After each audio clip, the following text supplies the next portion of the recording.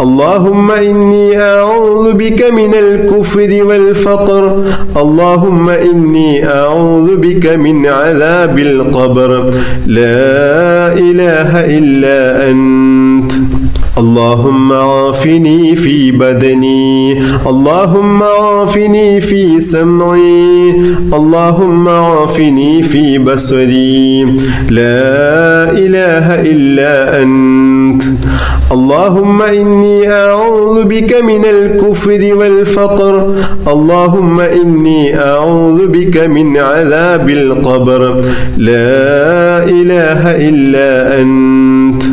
ഇനി നമ്മൾ ചൊല്ലാൻ പോകുന്നത് ഒരു കൂട്ടം വളരെ മഹത്വമേറിയ ദിക്റുകളാണ്. ഓരോ ദിവസവും ഇത് ചൊല്ലി വന്നാൽ നമ്മുടെ ഇഹത്തിലും പരത്തിലുമുള്ള എല്ലാ പ്രശ്നങ്ങൾക്കും പരിഹാരമാണിത്. അള്ളാഹു നമ്മുടെ മുന്നിൽ അനുഗ്രഹത്തിന്റെ കവാടം തുറന്നു വെക്കും. ഇത് നമ്മൾ പതിവാക്കുകയാണെങ്കിൽ നമ്മുടെ സാമ്പത്തിക ബുദ്ധിമുട്ടുകളൊക്കെ അള്ളാഹു മാറ്റിത്തരും. കടക്കണിയിൽ നിന്ന് രക്ഷപ്പെട്ട് ജീവിതത്തിൽ വലിയ വിജയം അള്ളാഹു നമുക്ക് നൽകും. അതുപോലെ തന്നെ ഇതിലെ രണ്ടാമത്തെ ദിക്ർ വളരെ മഹത്വമേറിയ ദിക്റാണ്. റളീതു ബില്ലാഹി റബ്ബൻ വബിൽ ഇസ്ലാമി ദീനം വബി മുഹമ്മദിൻ നബിയ. ഞാൻ തൃപ്തിപ്പെട്ടു, എൻ്റെ റബ്ബായിട്ട് അള്ളാഹുവെ ഞാൻ തൃപ്തിപ്പെട്ടു. അതുപോലെ തന്നെ എൻ്റെ ദീനായിട്ട് ഞാൻ ഇസ്ലാമിനെ ഞാൻ തൃപ്തിപ്പെട്ടു. അതുപോലെ തന്നെ എൻ്റെ പ്രവാചകനായിട്ട് മുത്തഹബീബ് സല്ലല്ലാഹു അലൈഹി വസല്ലം തങ്ങളെ ഞാൻ തൃപ്തിപ്പെട്ടു എന്ന് പറയുന്ന അതിമഹത്തായ ദിക്റാണ്. അപ്പോൾ ഇത് ചൊല്ലുന്ന സമയത്ത് നമ്മൾ ആ അർത്ഥം കൂടി മനസ്സിൽ കരുതേണ്ടതാണ്. കാരണം ഇത് മനസ്സറിഞ്ഞിട്ട് ചൊല്ലുന്ന ആളുകളെ അള്ളാഹു രണ്ട് ലോകത്തും പൊരുത്തപ്പെടുമെന്ന് മുത്തഹബീബ് സല്ലല്ലാഹു അലൈഹി വസല്ലം തങ്ങൾ പറഞ്ഞിട്ടുണ്ട്. അതുകൊണ്ട് നമ്മൾ ചൊല്ലുന്ന ഓരോ ദിക്റുകളും അള്ളാഹുവിന് വളരെ ഇഷ്ടമുള്ള ദിക്റുകളാണ് നമ്മൾ ചൊല്ലുന്നത് എന്ന് നമ്മൾ മനസ്സിൽ കരുതിയിട്ട് ചൊല്ലുക. ബിസ്മില്ലാഹില്ലദീ ലാ യദുറു മഅ ഇസ്മിഹി ശൈഉൻ ഫിൽ അർളി വലാ ഫിസ് സമാഅ വഹുവസ് സമീഉൽ അലീം. ബിസ്മില്ലാഹില്ലദീ ലാ യദുറു മഅ ഇസ്മിഹി ശൈഉൻ ഫിൽ അർളി വലാ ഫിസ് സമാഅ വഹുവസ് സമീഉൽ അലീം. ബിസ്മില്ലാഹില്ലദീ ലാ യദുറു മഅ ഇസ്മിഹി ശൈഉൻ ഫിൽ അർളി വലാ ഫിസ് സമാഅ വഹുവസ് സമീഉൽ അലീം. رضيت بالله ربا وبالإسلام دينا وبمحمد صلى الله عليه وسلم نبيا. رضيت بالله ربا وبالإسلام دينا وبمحمد صلى الله عليه وسلم نبيا. رضيت بالله ربا وبالإسلام دينا وبمحمد صلى الله عليه وسلم نبيا. سبحان الله وبحمده عدد خلقه ورضا نفسه وزنة عرشه ومداد كلماته. سبحان الله وبحمده عدد خلقه ورضا نفسه وزنة عرشه ومداد كلماته.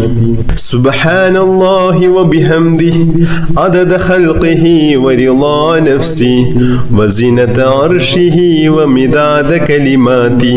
اللهم إني أصبحت أشهدك وأشهد حملة عرشك وملائكتك وجميع خلقك أنك أنت الله لا إله إلا أنت وحدك لا شريك لك وأن محمدا عبدك ورسولك. اللهم إني أصبحت أشهدك وأشهد حملة عرشك وملائكتك وجميع خلقك أنك أنت الله لا إله إلا أنت وحدك لا شريك لك وأن محمدا عبدك ورسولك. اللهم إني أصبحت أشهدك وأشهد حملة عرشك وملائكتك وجميع خلقك أنك أنت الله لا إله إلا أنت وحدك لا شريك لك وأن محمدا عبدك ورسولك.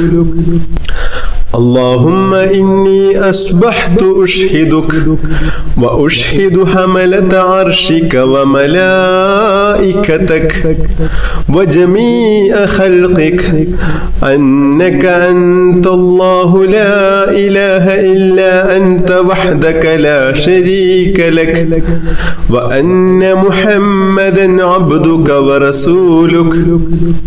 اللهم ما أصبح بي من نعمة أو بأحد من خلقك فمنك وحدك لا شريك لك فلك الحمد ولك الشكر.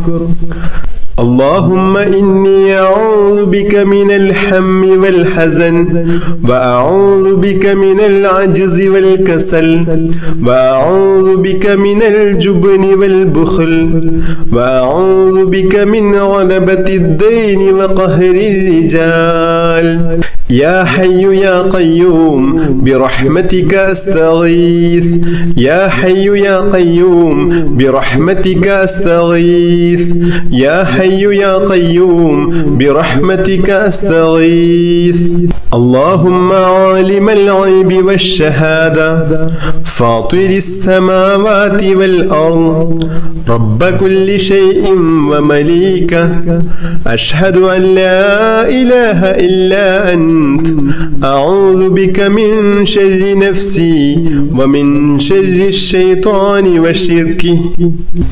بسم الله الرحمن الرحيم الحمد لله رب العالمين. اللهم صل على سيدنا محمد وعلى آله وصحبه وسلم.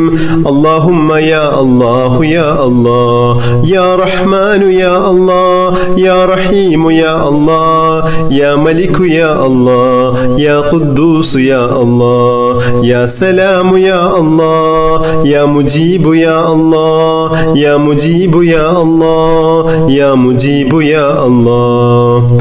اللهم اغفر لنا ذنوبنا وخطايانا كلها. اللهم أنعشنا واجبرنا واهدنا لصالح الأعمال والأخلاق إنه لا يهدي لصالحها ولا يصرف سيئها إلا أنت. اللهم توفنا وأحلنا مسلمين وألحقنا وإياهم بالصالحين. اللهم ربنا تقبل منا إنك أنت السميع العليم وتب علينا إنك أنت التواب الرحيم.